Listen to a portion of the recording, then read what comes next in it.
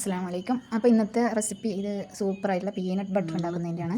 അപ്പം നമ്മൾ കടയിൽ നിന്ന് വാങ്ങുന്നതിനേക്കാളും നല്ല ടേസ്റ്റി ആയിട്ടുള്ള വീട്ടിലുണ്ടാക്കാൻ പറ്റുന്ന പീനട്ട് ബട്ടറാണ്. അപ്പം നിലക്കടലയാണ് ആവശ്യമുള്ളത്.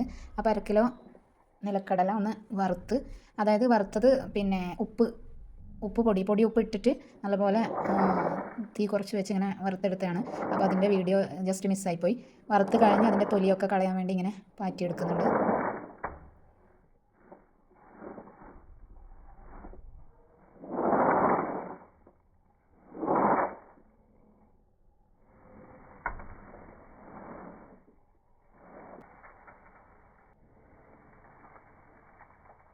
അടുത്തായിട്ട് നമ്മൾ ചെയ്യാൻ പോകുന്നതെന്ന് വെച്ചാൽ ഇതിലോട്ട് തൊലിയൊക്കെ തേൻ ആവശ്യമുണ്ട്.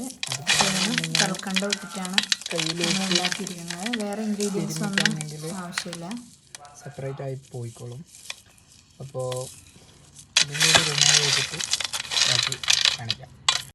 ഇതിലേക്ക് ആവശ്യമായ സാധനം തേനും കൽക്കഷ്ണമാണ്.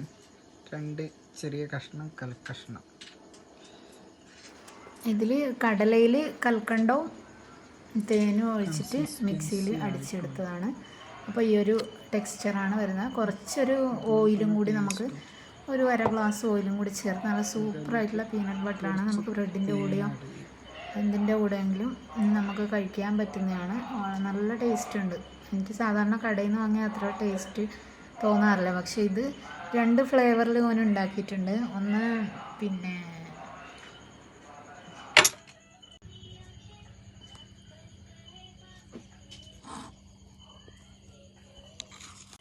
അവസാനത്തെ ലുക്ക് ഇങ്ങനെയാണ്. നല്ല തിക്കായിട്ടുള്ളൊരു ഇതിലാണുള്ളത്.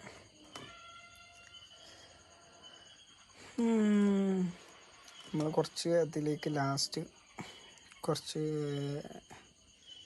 പീനട്ട് ഇത് ക്രഷ് ചെയ്തിട്ട് ഇട്ടിട്ടുണ്ടായിരുന്നു, ഒരു ക്രഞ്ചി ഫീലിന് വേണ്ടിയിട്ട്.